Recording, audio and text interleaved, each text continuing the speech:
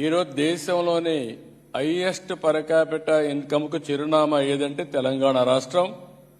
అది ఆ రోజు మనం వేసిన ఫౌండేషనే.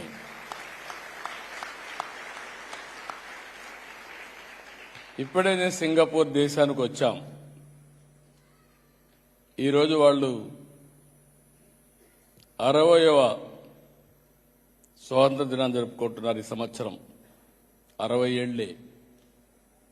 ఈరోజు 60 ఏళ్లలో వాళ్ళు చేసుకుంటామంటే $85,000 US dollars per capita income. నాకు ఈ దేశం మీద చాలా అభిమానం, రెండోది గౌరవం కూడా. ఈ దేశం అంటే చిన్న దేశం,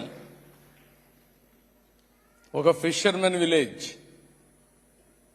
ఒక దార్శనిక కళ.